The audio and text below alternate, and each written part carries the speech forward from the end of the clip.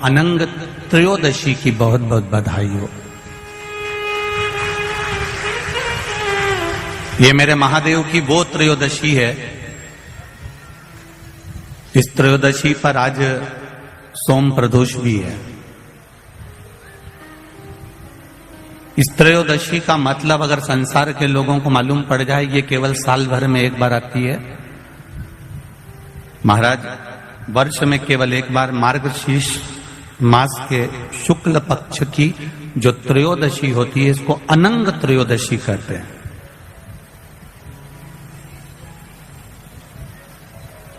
इस त्रयोदशी का महत्व, जिसके परिवार में पति पत्नी का झगड़ा होता हो, जहां अदालत तक बात पहुंच गई हो, या बेटियां मायके रह रही हो, पति कहीं दूसरी जगह रह रहा हो, या किसी पति का या पत्नी का स्मरण कहीं दूसरी जगह हो, इस अनंग त्रयोदशी का मात्र स्मरण, इस अनंग त्रयोदशी का मात्र पूजन, पूरे साल भर में आप शंकर भगवान की आराधना करते हो, पर इस अनंग त्रयोदशी की आराधना का फल ही दूसरा है, इसका महत्व ही दूसरा है।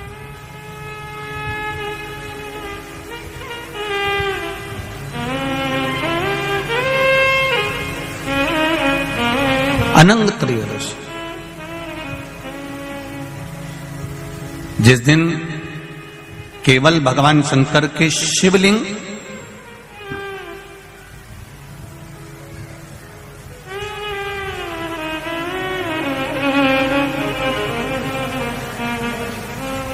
जैसे ये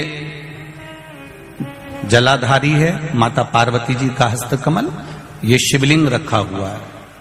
ये जलाधारी में से पानी बहने का स्थान, बीच में मोटी सी लाइन जहां अशोक सुंदरी विराज रही है, राइट में गणेश जी, लेफ्ट में कार्तिकेय जी, और गोल जो भाग है वो माता जी का हस्तकमल है।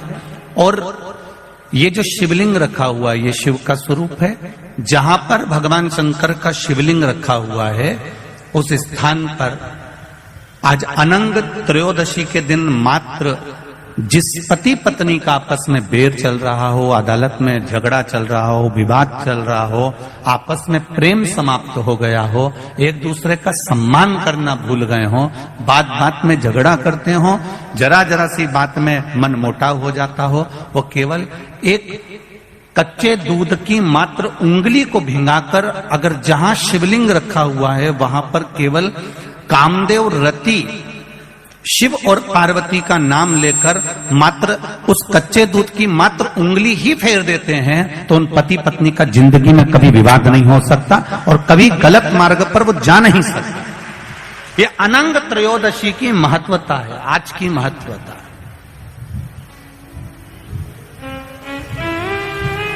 केवल साल भर में एक दिन होता है जिस दिन भगवान अपने साड़ू भाई के साथ पूजाते हैं। केवल साल भर में एक दिन होता है जिस दिन महादेव कामदेव के साथ पूजाते हैं। केवल साल भर में एक दिन होता है अनंग त्रयोदशी का दिन, जिस दिन भगवान शंकर ने कामदेव को भस्म करा था और उसको अनंग कर दिया था। राष्ट्रवासियों को तो बड़ा प्रसन्नता का विषय है कि आपको अनंग त्रयोदशी के साथ में आज सोम प्रदोष का भी आनंद प्राप्त हुआ है। ये शिव की कृपा है, ये उसकी उदारता, ये उसकी करुणा। अनंग त्रयोदशी,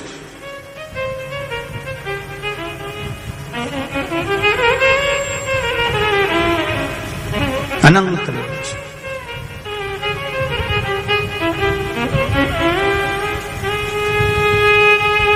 आज के दिन जो 35 साल के हो गए, 30 साल से ऊपर के हो गए, 42 साल के हो गए और जिनका विवाह नहीं हुआ है, वो बेलपत्री की मध्य पत्ती पर केवल कच्चा दूध लगाकर ही भगवान शंकर को समर्पित कर देते हैं, तो अगली जो अनंग त्रयोदशी आती है उससे पहले उसका मंगल विवाह हो जाता है। इतना महत्व है अनंग त्रयोदशी है कि सोमवार की अगर प्रदोष पड़ती है, बहुत ध्यान से सुनना महाराज, सोमवार की प्रदोष पड़ती है तो शंकर भगवान कैलाश पर निवास करते हैं। मंगलवार की प्रदोष पड़ती है तो शिव काशी में निवास करते हैं। बुधवार की प्रदोष पड़ती है तो शिव रजत भवन में निवास करते हैं। गुरुवार की प्रदोष पड़ती है तो शिव गंगा के स्थल पर निवास करते हैं। शुक्रवार की अगर प्रदोष पड़ती है तो शिव नीलकंठ पर विराजमान होते हैं। शनिवार की अगर प्रदोष पड़ती है तो शिव शमी के वृक्ष के नीचे रहते हैं। और रविवार की जब प्रदोष पड़ती है तो शिव बेलपत्र के पेड़ के नीचे निवास करते हैं। महाराज, ये एकादशी शंकर से कह रही है कि आपका स्थान ये नहीं कि आप कैलाश पर मिले, उस बार को, उस तिथि के दिन, उस अनुकूल।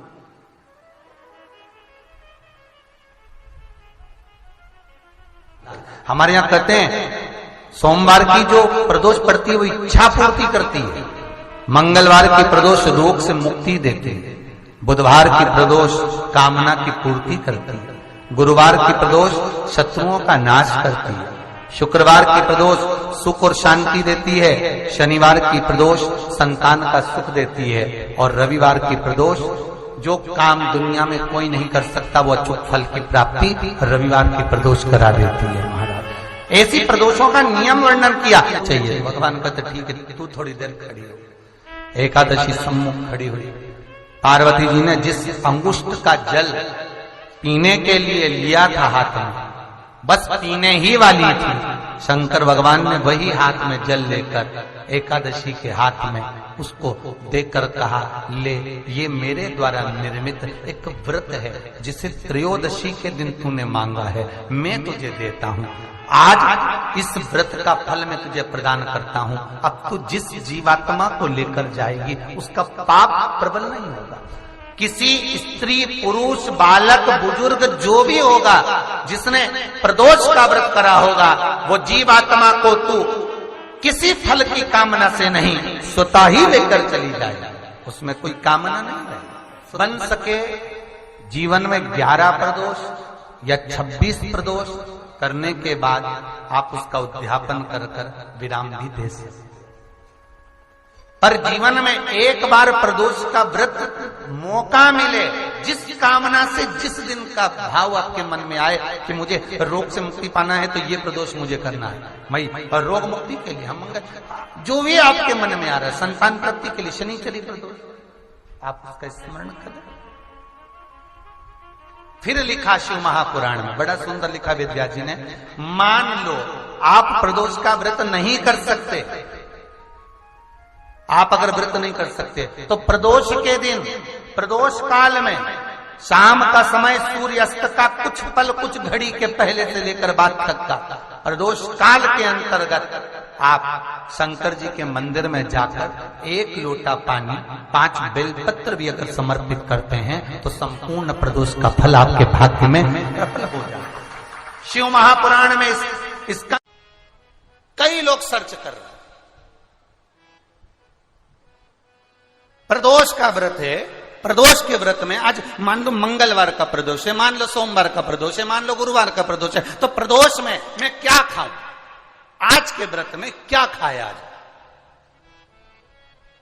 लोग नेट पर सर्च करते हैं, लोग गूगल पर सर्च करते हैं, किताबों में ढूंढते हैं, पोथी पुराणों में ढूंढते हैं, क्या खाया जाए।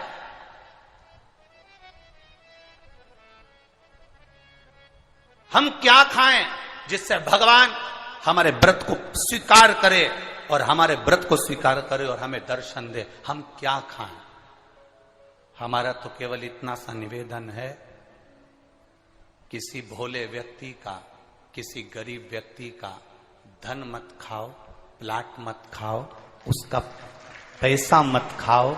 अगर तुमने उसका प्लाट नहीं खाया, उसका पैसा नहीं खाया, उस गरीब व्यक्ति का, उस भोले व्यक्ति को तुमने धोखा देकर कुछ अगर खा लिया तो समझ लो कि भगवान तुम्हें माफ नहीं करेगा। तुम कुछ खाओ चाहे मत खाओ, पर किसी सीधे, किसी भोले और किसी गरीब व्यक्ति का हक मत खाओ, तुम्हें व्रत का फल मिल जाए,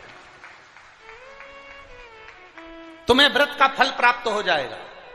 शिव और भगवान श्री हरि, हर और हरि, इन दोनों की कथा कर रही है। हरि और हर की कथा वर्णन कर रही है, और हर और हरि की कथा कर रही है कि अकेले यदि कुछ ना कर सको तो सबका सानिध्य, सबका साथ।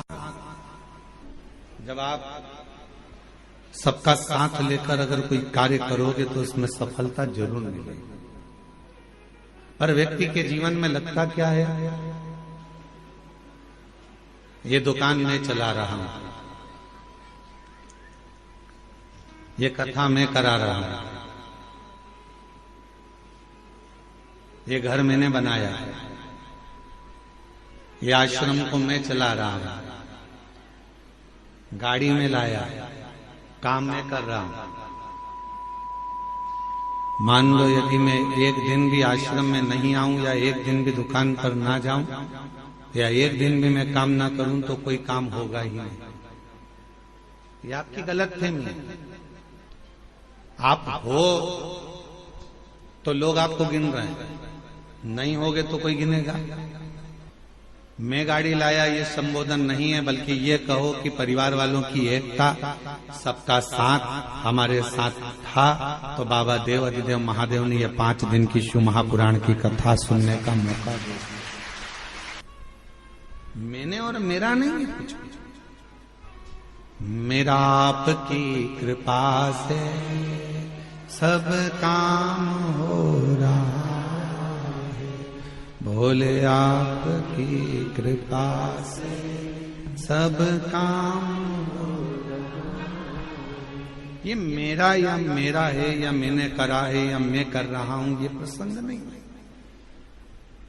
घर बनाया तो घर में जितने सदस्य है, पत्नी है तो उसके भाग्य का भी धन आया, बेटा है तो उसके भाग्य का भी धन आया, बेटी है तो उसके भाग्य का भी धन आया, घर में सास ससुर रह रहे हैं तो उनके भी भाग्य का धन आया, भाई रह रहा है तो उनके भी भाग्य का धन आया, सबके भाग्य का धन आया, तब जाकर ये कार्य पूर्ण हुआ। किसी एक के बस का नहीं, सबका साथ। वो एक लाइन दी है आजकल केंद्र से, सबका साथ सबका विकास। सब एकजुट होकर चलेंगे तो विकास अपने आप हो जाएगा। अब आपकी एकजुटता तो बनती नहीं। बड़े भाई को लगता है कि मैं कर रहा हूं, छोटे भाई को लगता है मैं कर रहा हूं, मंझले को लगता है मैं कर रहा हूं, बड़ी भाभी को लगता है मैं कर रहा हूं, छोटी को लगता है मैं कर रहा हूं, बीच को लगे मैं कर रहा हूं। कोई नहीं कर रहा, करने वाला तो कोई दूसरा है। जिस दिन इस तन पिंजरे से ये श्वास रूपी पक्षी उड़ जाएगा, तब समझ में आएगा कि करने वाला तो कोई और था, हम तो केवल एक निमित्त थे। हम केवल एक निमित्त है। श्वास चल रही है, वो चला रहा है। आप कितना भी प्रयास कर लो, कुबेरेश्वर धाम आप ऐसे जा ही नहीं सकते। एड़ी से चोटी तक का दम लगा लेना तो भी कुबेरेश्वर धाम नहीं पहुंच सकते। सारे ज्योतिर्लिंग चले जाओगे, सारे तीर्थ चले जाओगे, बार बार वृंदावन घूम आओगे, बार बार काशी घूम आओगे, बार बार उज्जैनी घूम आओगे, बार बार आप सब दूर घूम कर आ जाओगे, चाहे हजारों बार नर्मदा नहा लोगे, गंगा नहा लोगे, पर कुबेरेश्वर धाम नहीं पहुंच पाओगे। कब तक? जब तक मेरा कुबेर भंडारी तुमको इशारा ना कर दे, तब तक तुम कुबेरेश्वर धाम पहुंच ही नहीं सकते। आप अयोध्या हो आओगे, काशी हो आओगे, प्रयाग हो आओगे, गंगा नहा आओगे, हरिद्वार होकर आ जाओगे, आप दुनिया के सारे तीर्थ होकर आ जाओगे, उज्जैनी भी बारंबार चले जाओगे, ओमकारेश्वर भी बारंबार चले जाओगे, पर सीहोर कुबेरेश्वर बाबा के धाम में तो बाबा जब तुम सब दूर होकर आ जाओ, उसके बाद भी तब तक सीहोर नहीं पहुंच सकते, कुबेरेश्वर धाम नहीं पहुंच सकते, जब तक मेरा शिव कृपा ना कर। क्यों? क्योंकि यहाँ जो आएगा, कुबेरेश्वर धाम जो आएगा, तो भगवान शंकर को उसकी झोली 3 महीने में भरना ही पड़ेगी। इसलिए सोच कर बुला, इसलिए वो पहले समझता है, बुलाने से पहले विचार करेगा, इसको देना होगा तो बुलाएगा, नहीं तो बुलाएगा नहीं, बाहर की बाहर निकाल देगा, चलो जाओ यहाँ से, आते आते रोक देगा, आने ही नहीं देगा। जिसकी झोली खुशियों से भरना है, उसी को बाबा इस धाम में पांव रखने देता है, वरना रखने। इससे एक निवेदन करूं आप सबसे, अगर यदि आप लोग अपनाएंगे तो कहना उत्तमता है, नहीं तो व्यर्थ बोलना और व्यर्थ बात को रखना ये तो श्रेष्ठता नहीं है। कर सकते हो क्या आप लोग जो हम बोलने जा रहे हैं? किसी के घर अब शादियों का सीजन चालू होगा और शादियों के सीजन में शादी जब होती है बड़े बड़े गार्डन में, बड़े बड़े गार्डन हैं, होटल हैं, धर्मशाला हैं, जहां विवाह होता है, जहां से लोग एंट्री करते हैं, अंदर प्रवेश करते हैं, वहीं पर अंदर आने की जगह पर भगवान की मूर्ति आजकल गार्डन वाले फिट कर देते हैं। बोलो सही है कि गलत है? आप पान खाते हुए जा रहे हो, खाना खाकर जा रहे हो, भोजन कर कर जा रहे हो, शादी में प्रवेश कर रहे हो, नाच रहे हो, कोई मदिरा पिया हुआ है, बाराती किसको मालूम कौन कैसा है, कोई ड्रिंक करा हुआ है, मदिरा पिया हुआ है, कोई गलत भक्षण कर रहा है, किसी ने गलत काम कर दिया, कोई गलत विचार से गलत व्यवहार से आया हुआ है, और दरवाजे पर तुमने भगवान गणेश जी को बिठा दिया, दरवाजे पर तुमने वेंकटेश भगवान को बिठा दिया, दरवाजे पर तुमने शिव जी बाबा को बिठा दिया, दरवाजे पर तुमने ठाकुर जी को बिठा दिया, दरवाजे पर कृष्ण की मूर्ति रख दी, दरवाजे पर तुमने शिव जी की मूर्ति रख दी, दरवाजे पर तुमने भगवान की मूर्ति रख दी। नहीं, एक नियम बनाओ, आज से कथा सुनने वाले एक नियम बना लो, किसी की शादी में जाओ और दरवाजे पर अगर किसी भगवान की मूर्ति प्लास्टिक की या पीओपी की किसी की भी मूर्ति रखी देखो, तो तुम जो लिफाफा दो ना, उस लिफाफे के ऊपर एक लाइन लिख कर दो कि भगवान की जगह अपने बाप को बिठा देते, परमात्मा को दरवाजे पर तुम्हारी अगवानी करने के लिए बिठाया। यह सनातन धर्म है, यह हिंदू धर्म है, यह श्रेष्ठता नहीं है। हम अपने पिताजी को अंदर सोफे पर बिठाते हैं, हम अपने दादाजी को सोफे पर बिठाते हैं, हम अपने बुजुर्गों को अंदर घर में बिठाते हैं, आदर करने के लिए अंदर बिठा, और भगवान को तुमने दरवाजे पर लाकर बिठा दिया। कहीं गणेश जी रख दिए, कहीं किसी ने ये वाले देवता रख दिए, किसी ने वो वाले देवता रख दिए। किसी भी देवता को शादी की एंट्री में, शादी के प्रवेश में दरवाजे पर नहीं होना चाहिए। ना जाने कैसे कैसे लोग आते हैं, वहीं पान खाते, थूकते, वहीं दारू पीते, मदिरा पीते, निकल कर जाते, और हमारे देवता उनकी अगवानी करके लिए खड़े हैं। ये कौन सा नहीं, ये ठीक नहीं, गला पकड़ रहा है, ये श्रेष्ठता नहीं है, ये ठीक नहीं। दरवाजे पर कोई देवता नहीं होना चाहिए। लिख दो लिफाफे के अंदर, अंकल जी हम आपकी शादी में आए थे, बेटे की शादी आपने करी, पर हमको अच्छा नहीं लगा, आपने भगवान को दरवाजे पर द्वारपाल बनाकर बिठा दिया, ये हमको ठीक नहीं लगा। जब 25-50 लिफाफों पर ये लिखा रहेगा, तो अगली बार शादी करने वाला सबसे पहले कान पकड़ेगा और भगवान की मूर्ति को दरवाजे पर अगवानी करने के लिए द्वारपाल बनाकर नहीं बिठाएगा। हम सुधरेंगे, जम के बोलो, हम सुधरेंगे, युग सुधरेगा। पहले सुधरना हमें अपन को पड़ेगा। एक नियम, शादियां चालू होगी, 11 के दिन देव उठ जाएंगे, विवाह चालू हो जाएंगे। आप सब जितने आस्था चैनल पर कथा सुन रहे हो, जितने फेसबुक यूट्यूब पर कथा सुन रहे हो, जितने पंडाल में बैठकर कथा सुन रहे हो, बिना संकोच के कोई टेंशन मत लेना कि कोई क्या कहेगा। आग लगे बस्ती में, अपन रहो मस्ती में, क्या किसको रोइए, चादर तान के सोइए। तो अपने को टेंशन लेना नहीं, टेंशन दे के चलो पर लेके मत चलो। अपने को टेंशन नहीं लेना। लिफाफे पे लिख दो सबसे बड़े अक्षर में, आपके घर पर हम आए थे, शादी में होटल में आए, घर पर आए, दरवाजे के बीच में, इधर से लोग निकल रहा है, इधर से लोग निकल रहा है, बीच में तुमने गणेश जी को रख दिया, ये अच्छी बात नहीं। शंकर जी को रख दिया, अच्छी बात नहीं। अयोध्या के राम जी को रख दिया, अच्छी बात नहीं। कृष्ण जी को रख दिया, बाकी बिहारी को रख दिया, ये अच्छी बात नहीं। ये हमें अच्छा नहीं लगा। लिख दो साहब, हमें अच्छा नहीं लगा। ये मूर्ति दरवाजे पर नहीं। अगर रखना ही है तो तुम्हारा दूल्हा दुल्हन का जो स्टेज बने, उस स्टेज के पीछे तुम भगवान को रखो तो तुम्हें आशीर्वाद प्रदान करेंगे, वर देंगे, दरवाजे पर नहीं। थोड़ा सुधार, और यदि थोड़ा सा भी हम अपनी जिंदगी में सुधार लाएंगे, हम अपने जीवन में थोड़ा सा भी सुधार लाएंगे, हम अपनी जिंदगी में थोड़ा सा भी अगर सुधार लेकर आएंगे, तो ये निश्चित है कि हमारा प्रदेश, हमारा देश सुधरेगा जरूर, थोड़ा सा सुधार। श्री शिवाय नमस्तुभ्यम। हर हर महादेव। पूज्य गुरु जी ने 3 नवंबर सोमवार प्रदोष मासिक शिवरात्रि की विशेष उपाय और कथा बताई है। वीडियो अच्छी लगे तो like share and subscribe. Comment में श्री शिवाय नमस्तुभ्यम हर हर महादेव अवश्य लिख देना। जय श्री राम। हर हर महादेव। जय श्री महाकाल।